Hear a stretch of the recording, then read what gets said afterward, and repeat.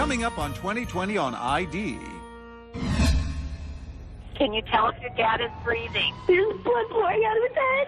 A man with a mask. It hits you as something horrific. A story that doesn't add up. And I remember we were just, what? And a brother and sister accusing each other. Who was the masked intruder that came into your house at 4 a.m.?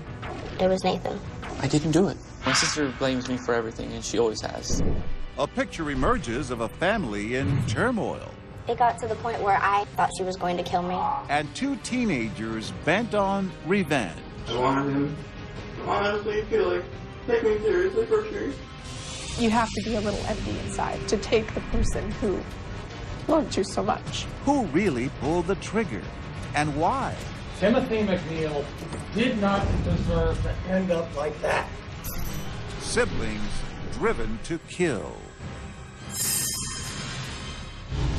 Welcome to 2020 on ID. I'm John Quinones. By all appearances, lawyer Tim McNeil was not the kind of father, brother, husband, and friend anyone would have reason to kill. He was hardworking, good-natured. He seemed to care deeply for his family. So when Tim was murdered in his own home, no one immediately suspected anyone close to him. But there was one key witness, his 17-year-old stepdaughter. And as detectives dug deeper, they began to uncover the roots of a primal tragedy long in the making. As Mary Fulginiti first reported in 2009, those roots sometimes grow where they're least expected. There's a house on a quiet street in the hills of San Diego. With its distant ocean views and scenic sunsets, it looks like a typical house. But inside, a terrible secret. The pool of blood has been cleaned up, the 4 bullet holes filled in. The house is silent now, but it wasn't then.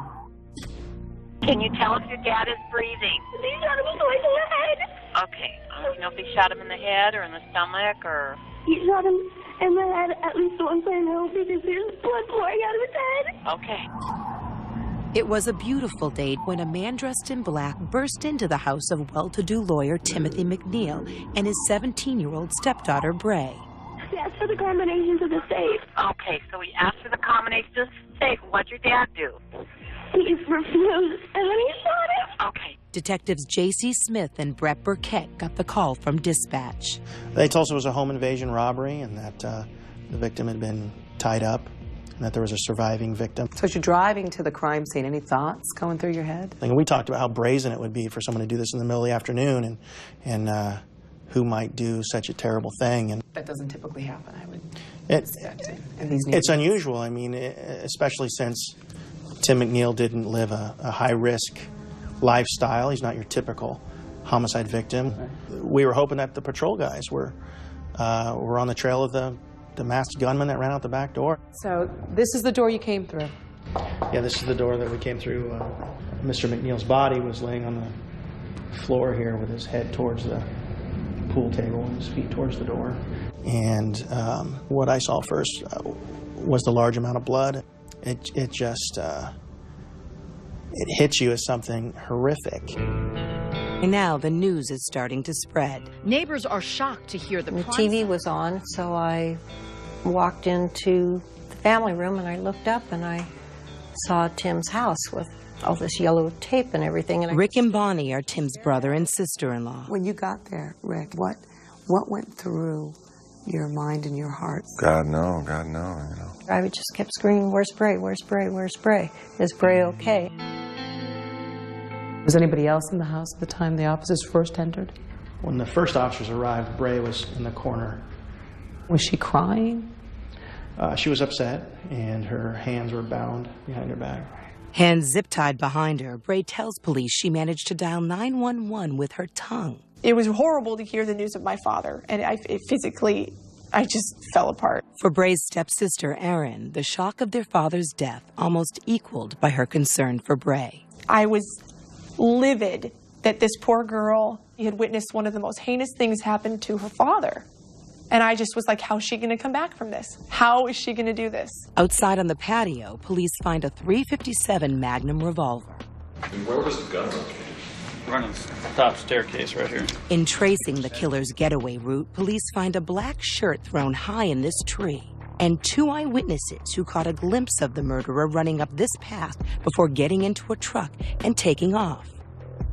Back at the police station, a shocked Bray gives police more details. First thing I see is my dad standing sideways and the person all in black. A black ski mask and sunglasses obscured his face. Strangely, his voice was obscured in an odd way. He disguised his voice as a cartoon character. It was a high-pitched, kind of squeaky. It seemed at first like a robbery gone bad, but detectives wonder, why would a robber disguise his voice? That's when we were like, oh. Because you know, a home invasion robber, they want to sound like the boogeyman. They want to sound like Daffy Duck, you know?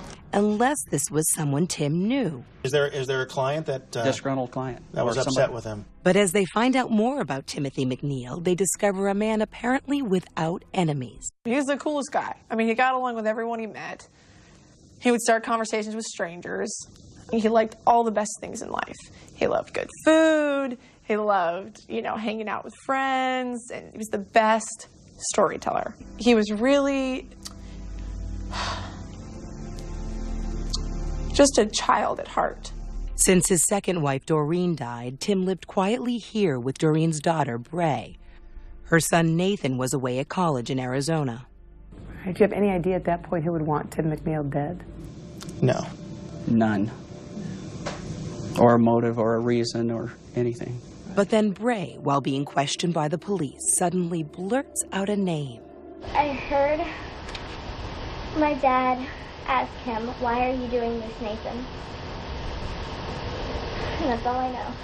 He didn't say that's not my name or that's not who I am, or he didn't deny it. Nathan? Could the killer be her own brother? Tell us about the slip Bray made. She said this name, Nathan. And she goes, but she said, it's not my brother. My brother's named Nathan, but it's not him. And I remember we were just, what? It seemed impossible. Nathan, a clean-cut honors student, his life an open book on YouTube. Hello there, YouTube people. My name is Nathan Gann. Interested in girls, a little goofy, but full of promise. And if Nathan killed their stepfather, why would Bray shield him? She adored her stepdad, Tim. Dad was daddy. And, I mean, he raised her. I mean, that was Dad. But police are beginning to think Bray is holding back important information. Maybe you call it our police sixth sense. Either she was holding up very well for what she had just seen, right, or there's a lot more to her story. But why would Bray or Nathan want Tim dead? When they were 4 and 6, Tim married their mother, schoolteacher Doreen Hansen, and made them part of his family. How did Tim treat Bray and Nathaniel? Oh, well, I mean, they were his kids. He treated them just like he treated me. But behind all this, a terrible secret. A family in turmoil. Their mother, Doreen, was suicidally depressed and had been abusing Nathan and Bray from an early age. Did you ever hear her demean Bray, or berate Bray, or put her down, or make her feel worthless? In my opinion, yes. Yes. Did you ever see her say, "I love you"? Oh, no. No. Did you ever see her put her arm around Bray to comfort her, to console her? No.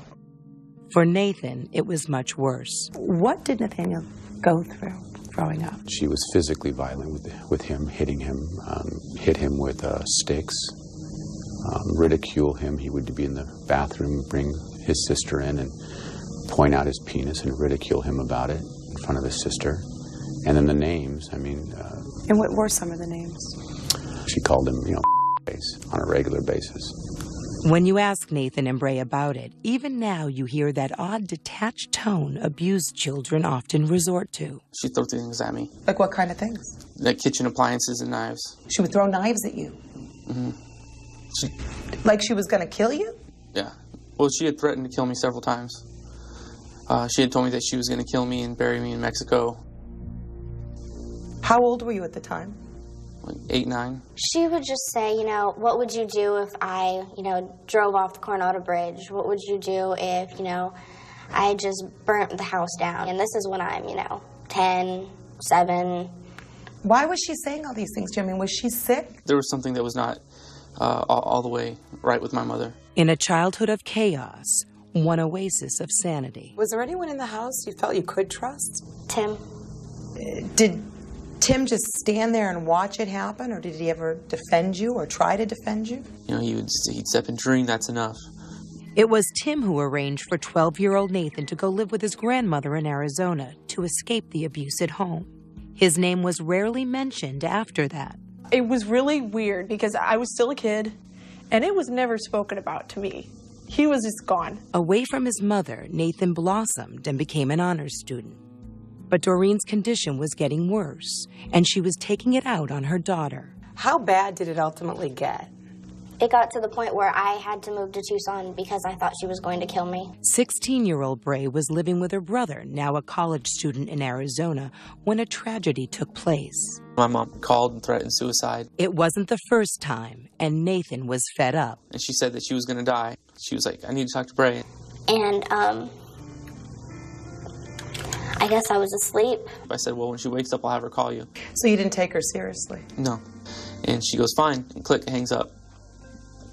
I didn't know that she had already taken a whole handful of pills. Their stepfather, Tim, found her dead the next morning. I guess she just wanted to say goodbye.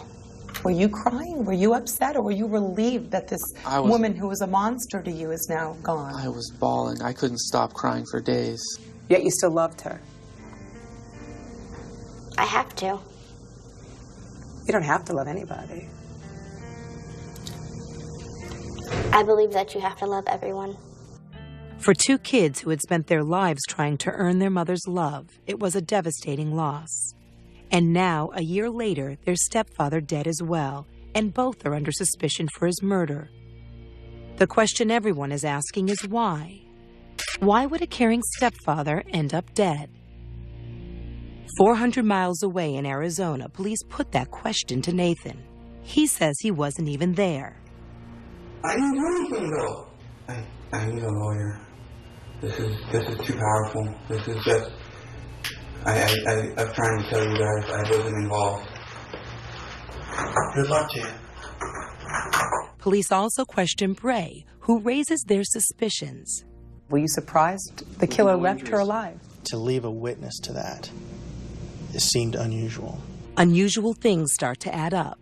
Less than 10 hours after the murder, Bray sees a police artist sketch of a man witnesses saw running away from the murder house. And they're on the internet looking at the sketch, and Bray said she never saw the face of the killer, but when the sketch came out, she said, no, his jaw was more square-like. The police read Bray her rights, turn on a video camera, and then the statement no one saw coming. I'm usually not like this. I don't know if I need some treatment or what. You think she could be charged with anything? It did kind of start the whole thing, even if it was, I don't know, lapse of judgment or whatever. And I mentioned to one of my friends, Nikki, that, like, I wished I could, but that was about it. You wish you could what? That I wished I could, like, kill my dad or whatever.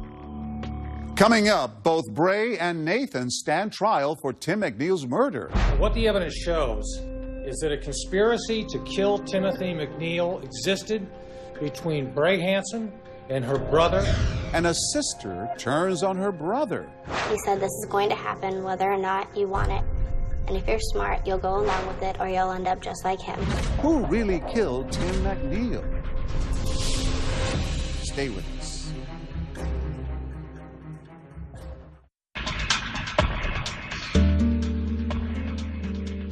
San Diego attorney Tim McNeil has been shot to death in his own house, and his stepchildren, Bray and Nathan, are prime suspects. But which of them is the cold-blooded murderer, or are they both guilty? As Mary Fulginiti reports, a brother and sister, once close, are about to find themselves at odds with each other. They're both there. As far as I'm concerned, it doesn't matter who pulled the trigger. It was Nathan. I didn't do it. I think it's the only time I've ever really had my heart broken. Almost 2 years after the murder of Tim McNeil, the trial that will decide who killed him is about to begin. All rise. A brother and sister, both charged with first-degree murder. She says he did it. Who was the masked intruder that came into your house at 4 a.m.? It was Nathan. He says she must have done it because he wasn't even there. Tell me then, if you didn't kill your dad, what did you do that day? Where were you that day? I'm not allowed to talk about that day. But who's telling the truth? There are two brilliant lawyers for the defense, and the knives are out. She tried everything she could to stop her brother, Nathan Gann, from killing their father, Timothy McNeil. So even if you have to bury the brother, if it saves the client, that's what you sometimes have to do. Absolutely. She confided in friends that she wanted to have her stepfather killed or wanted him dead. You alluded that the killer could be Bray. If that's what the evidence shows, then that's what I'll argue, without second thought. They're up against veteran prosecutor George Bennett, who says the defendants are both guilty. What the evidence shows, ladies and gentlemen, in this case, is that a conspiracy to kill Timothy McNeil existed between Bray Hansen and her brother. The prosecution's trump card, Bray's confession to the cops. I did kind of start the whole thing, even if it was, let him know, lapse of judgment or whatever. She admits to making the initial phone call to her brother, but says it was really Nathan who made it happen. They hear her entire confession, and it is damning. I still can't believe I did this. It's not like me. Jurors listen spellbound as she describes her brother's instructions. She puts a spare key, a gun that once belonged to her mother, and money into a box on the back patio where he can find it. You made a key. I did. You took cash out of your account. I did. And you got the gun. I did. And you put all those items in a box and you left them on the back doorstep for the killer to get. Yes, I did. She says the money was originally to pay for a hitman. But then on July 19th at 4 a.m., she says she's awakened by Nathan, dressed all in black. He came in at 4 o'clock in the morning. Right. And he was like, here, whatever, blah, blah, blah. I was like, I thought this was over. I don't want to do this. Did he have a gun pointed at you? Yes, he did. And what did he say to you? He said, this is going to happen whether or not you want it. And if you're smart, you'll go along with it or you'll end up just like him. The confession is riveting, but not all the jurors in the courtroom get to hear it. For if this is a case of two sibling suspects, it is also an example of a rare legal phenomenon, a single trial with two separate juries. Because some evidence is not admissible for both defendants, Bray and Nathan each get their own jury. You are the blue jury. You will start out here, over where these folks are sitting right now. That's where the red jury will sit. One trial, two juries, two alternate versions of the truth, and two lawyers who are working all the angles. Hypothetically speaking, two different juries, you could have two different verdicts. Yes, you could. You could end up walking out with one client being acquitted and the other client being found guilty of, a murder. If you two start pointing the finger, it could actually work to both of your benefits, because each of them could get off. You know, that's certainly their benefit. That's helpful to Bray and to Nathaniel. They both get to go home. That's a prospect too hard to bear for stepsister Erin. You have to be a little empty inside and not know truly what love brings to your life to take the person who loved you so much from your life. But why would either kill their stepfather? In her confession, Bray paints a picture of a younger sister being controlled by her older brother. That's when he said, we're going to do this and you're going to help or else. Why didn't you call the police then? He's my brother. A brother hell-bent on revenge for childhood slights. Motivations begin to emerge. Did you ever say why he was doing it? He eventually started saying something about how Tim had not been a good enough father to him. He hadn't been a good enough father to me. They had a lot of issues. And he knew I didn't want to go through with it. But I did anyway, since it's my fault. On the tape, she seems to accept partial responsibility. But at times she appears curiously unemotional, even cavalier. How don't you guys catch us? That's what we do for a living. Don't look any better way. But were Bray and her brother in cahoots? Or was Bray trying to set up Nathan to take the fall? We've talked to some really bad people in our career. She's in the top two.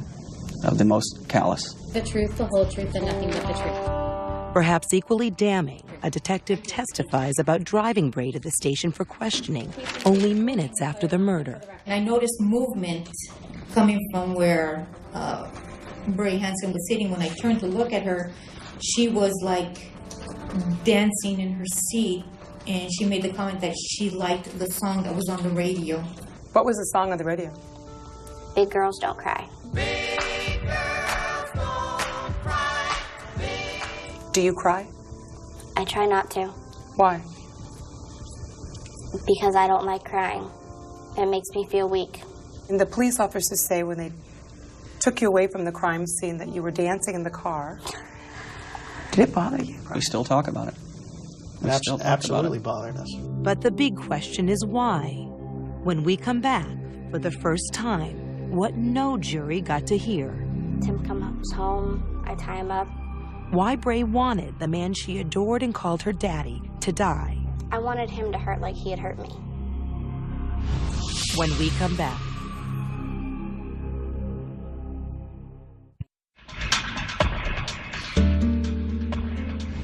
Bray Hansen and her brother Nathan Gann are on trial for the murder of their stepfather, Tim McNeil.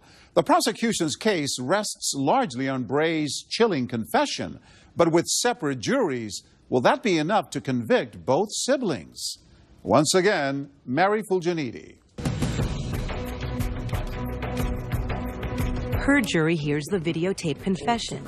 He was like, okay, I'm gonna have to shoot him. His jury does not. What is the Instead, what Nathan Gann's jury hears is a case based almost solely on circumstantial evidence about the day his stepfather was murdered. Police found a piece of clothing in a tree thrown off to the side. Up in the tree, there was a bundle of clothing. There was a black shirt and a black mask. The shirt police found thrown away on the killer's escape path had nothing to tie it to Nathan. But the mask found inside the shirt comes back as a match for Nathan's DNA. Mr. Gann matches the DNA that I obtained. But Nathan's lawyer proves the first time they tested the mask, it was not a match. Could the sample have been contaminated? Round one, a draw. Did you make an identification of this person you saw? A witness puts Nathan at the scene. That gentleman right there. More or less. But I can't say I'm absolutely 100% positive. Another witness says the assailant got into a truck on this road. One of the neighbors actually saw him get inside the truck. It matched the description of Nathan's truck almost perfectly. If he doesn't see the paint, then it's not Mr. Gann's truck. Do you solemnly state under penalty? Most damning, perhaps, a jailhouse informant says Nathan confessed and seemed to know details only the killer would know. He said when he was running up the stairs, he threw him over the side, and they got caught in the tree. But Nathan's lawyer paints the informant as a liar. Is this the kind of guy you trust when he tells you a story? Is this the kind of guy you believe? For the juries, perhaps the most intriguing question is why? Why would Bray or Nathan have killed their stepfather? Even the prosecutor doesn't seem to know. Nobody can really explain this case. You think of motive and you think of a reason, and there isn't one. But as the trial proceeds, possible motives emerge. For Bray, who had gotten used to having Tim all to herself, suddenly a rude awakening. Tim meets someone. He was already there, sitting at the bar, and so I sat down, and he turned around at one point and saw me and kind of did a double take, and I just said, hello. Her name was Kim, a woman as calm as Doreen had been troubled. It was a fateful meeting in a bar that would end up changing this family forever. Tim was instantly smitten. I swear he's like a teenager. It was so wonderful to see him so happy because he'd gone through a lot. And I was just so happy that he'd found someone. He was basically going to cut me out of his life completely. I knew he had already chosen his girlfriend over me, and it hurt really bad because this is the man that I thought loved me and was my dad. It wasn't just me. She didn't want anybody in the picture. I think it was about that she just didn't want anybody else in Tim's life that she would view as competition. Do you think she was genuinely threatened by you? Yes. Tim was starting to think about retirement and moving in with his new girlfriend. He asked Bray, now about to turn 18 and in college, to leave the nest. There was a confrontation. There was a big fight between Tim and Bray. Do you have any idea what that was about? He was just so incredibly frustrated with her behavior and her choices. Kim says a jealous Bray began rebelling and pushing against rules. But Tim was tolerant until a fender bender finally pushed him over the edge. He was contacted by an insurance company that she had done a hit-and-run accident. We had got into an argument, and he basically had said that I wasn't his daughter, that I was worthless, and he didn't know why he had ever let someone like me think that she could be his daughter, that I wasn't good enough. For any teenage girl, those were crushing words. But for a girl who had endured years of rejection from her mother, catastrophe. And so the phone call that Bray says began everything. You have these feelings that you want to kill Tim or you want Tim to be dead.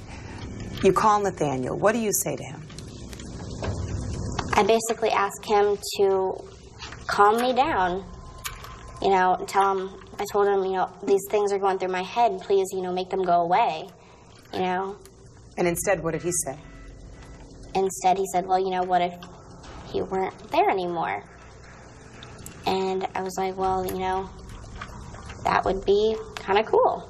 Why didn't you say, no, Nathan, I'm just having crazy thoughts?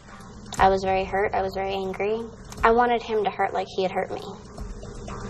So you devised a scheme to kill him? I guess you could say that, yes. A plot begun by Bray. But she says it all came from Nathan. Whose idea was it to make a key and get cash? Nathan's. Whose idea was it to use a gun? Nathan's. Whose idea was it to stage it as a burglary? Nathan's. Take me through that day. What was the plan? Tim comes home? Tim comes home, I tie him up, and Nathan leans him down in the laundry room and shoots him. In the moments before when you're upstairs and you hear Tim coming in, what's going through your mind? What the hell's going on? What's going to happen? I can't believe this is actually going to happen. Freaking out completely. Why did you hold your dad's hands when you were downstairs? I don't know. Did you look into his eyes? No. At one point, your hands are free. At one point, yes. Yeah, couldn't you have done something to stop it? For about 15 seconds? I mean, what was I going to do? Well, push Nathan. Kick him. It didn't even go through my head. Bray said it all happened in seconds. Suddenly, Tim and Nathan struggling for the gun, followed by a shot. The first gunshot goes off. What do you see?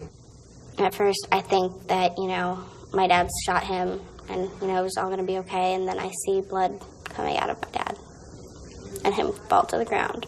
I mean, how quickly thereafter did the other 3 shots happen? 5 seconds.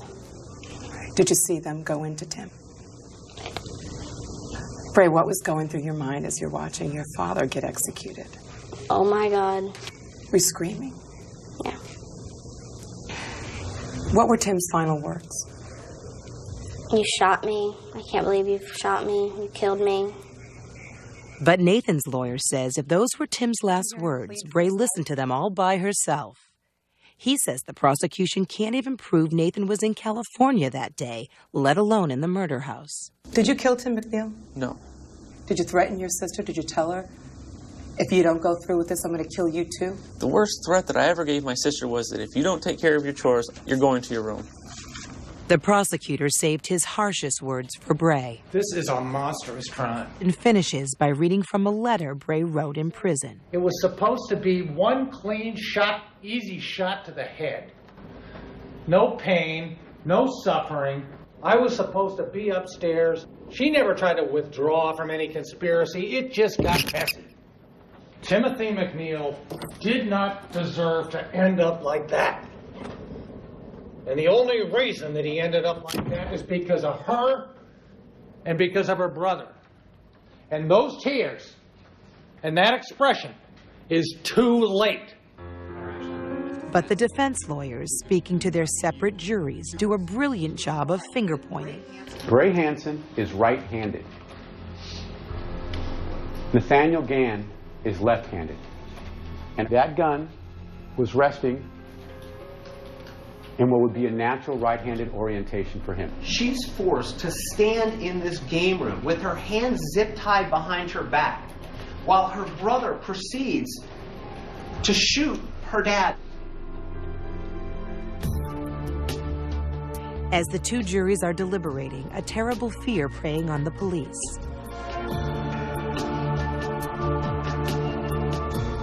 Could his jury think she did it and her jury think he did it? Because the police know something critical, the final twist. Another confession tape the jury never got to hear. I wanted him to honestly feel like, take me seriously for sure.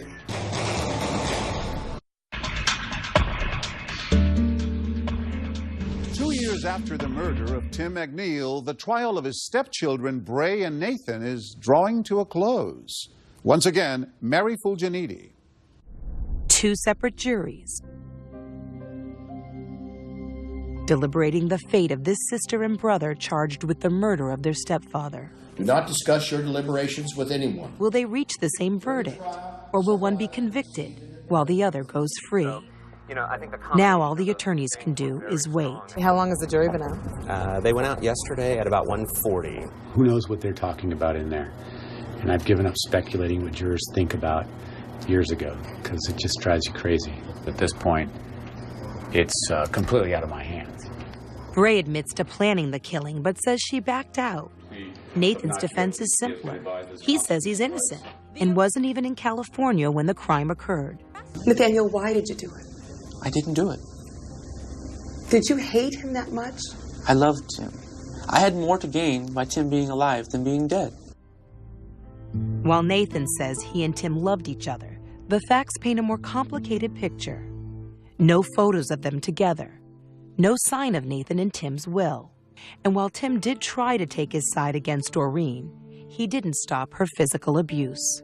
Your sister said that she put this plan in motion, but you're the one that came up with the details. Why would she blame you? Why would she implicate you if you had absolutely nothing to do with it? Well, my sister blames me for everything, and she always has. That's the older brother, younger sister complex. Nathan says it was Bray alone who killed Tim. Are you haunted by his pleas? Are you haunted by his final words to you, pleading for his life? I wouldn't know. He said, Nathan, why are you doing this? If he did, then there must have been someone else named Nathan there. He sounds pretty convincing, but there's one more twist to this story. A big one. Did you kill Tim McNeil? No. Then why did you tell the cops you did? All right. In this videotaped interrogation, which took place in Arizona the day after the killing, What's going on is you're under arrest. And for what? Murder. Nathan at first professes shocked innocence. What do you mean? But the police keep pressing him. The bottom line is you're right. Tim is dead. Your mother's dead. Your sister's in jail. And you're sitting in here under arrest for murder. And Nathan goes from emotional to confessional. Struggle. Struggle. Sometimes you get so scared. And after the mistakes I made, it was just too much adrenaline. And it makes it so flash, so quick, and hard to really think about it. Would you mind if I did a quick demonstration? He even volunteers to reenact the killing. Absolutely. Use me. You know what I did? And up, take that way, your hands behind your back. Have my hands down. Kind of like go like there. Struggle. You try to get away. You try to jerk away or lunge or something. Try to take the gun. Well, Nathan, either you say yes or no if somebody asks you if you shot the fatal shot. You know, if I... Why did you say yes? I don't recall. I don't think I said yes. Did you feel like you had to shoot him? Yeah. Well, after he was dying, put him out of his misery, I mean, what's the point? You stood over his head and shot him in the head, right? What's the point of that? So then sit there and bleed to death. It was a clear confession of murder, all the more convincing given the rawness of his emotions. How did you feel, Nathan, when he went down? And details that finally seemed to bring clarity as to why he aimed a gun at the man who helped raise him. Did you look scared?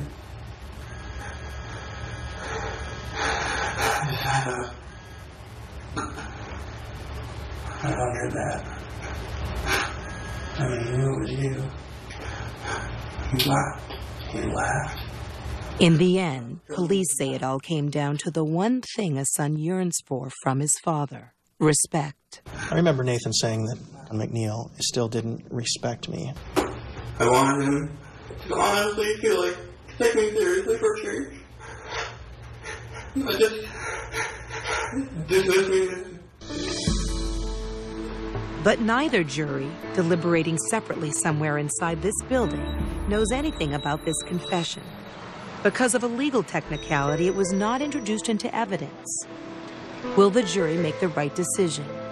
Will they decide it was the stepdaughter jealous of the new woman in her dad's life? Or the stepson, disrespected by his dad for the last time? Hello? For the police, waiting for Nathan's verdict is nerve-wracking. 2 days go by, no word. Day 3. Day 3. What are you guys thinking? Second guessing what the jury's doing. And All right. Finally, on the third day, which sibling would pay for this crime? It's my understanding you have made decisions in this case. When we come back. Madam Clerk, please read the verdicts.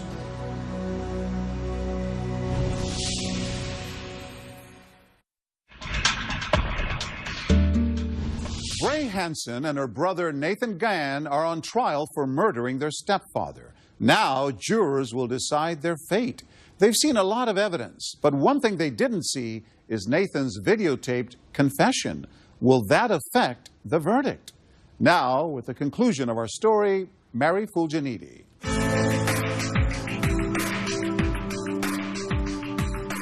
The moment of truth. And you have indicated that you have made decisions in this case. Is that correct, sir? Do you have the verdict forms? Please hand them to my bailiff. Nathan's verdict is read first. We, the jury, in the above entitled cause, find the defendant, Nathaniel Marcus Gann, guilty of the crime of murder in violation of Penal Code Section 107. Nathan gets 25 years behind bars. His jury concludes he did not pull the trigger. The said defendant did not intentionally and personally discharge a I think the firearm. verdicts were fair here. Nathan, the triggerman, is not guilty of using a gun. When you know he's the one that pulled the trigger. he's still guilty of first-degree murder. That's the bottom line, is I'm satisfied with the verdict. Bray's verdict is read the next day. We, the jury, in the above entitled cause, find the defendant, Bray F. Hansen, guilty of the crime of murder and fix the degree thereof as murder in the first degree. Ironically, Bray is found guilty of a gun charge, as well as lying in wait, which brings an automatic sentence of life without parole. Jurors were unanimous. I've cried every day, and yet it's the absolute right thing to do.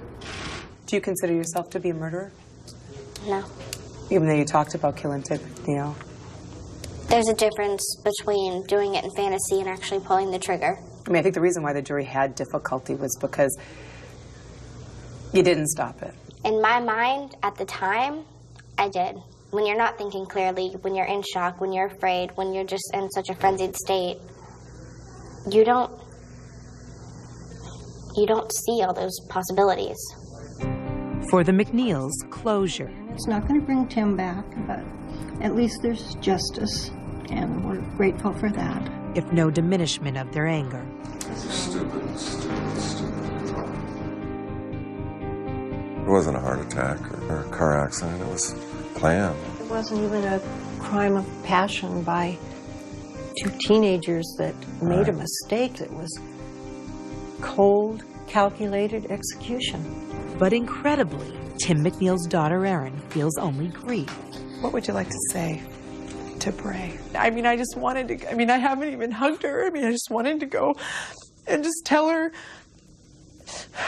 I don't know. I'll miss you. I'm mourning the loss of you as much as I'm mourning the loss of my dad. I don't know. It's... I don't even know what to say to her. I mean, I think it'll take my whole life to probably wrap my mind around it. In an unaddressed letter found in Bray's cell before the trial, she tries to explain herself. I know this will be hard for you to believe because you loved him so much, but so did I, and I still do. The letter that you heard about at trial, her lawyer told us earlier today that that letter, he felt, was going to be sent to you as an apology, as a way of explaining what happened.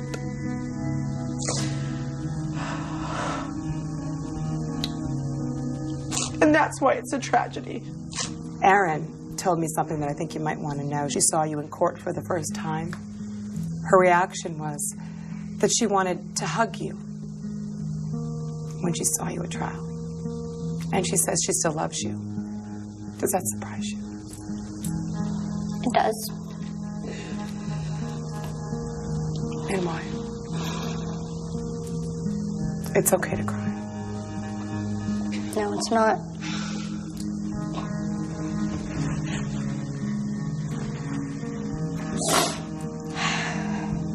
Why does it surprise you? Because as much as he was my dad, he was her dad. Anything you want to say to Erin? That I'm sorry.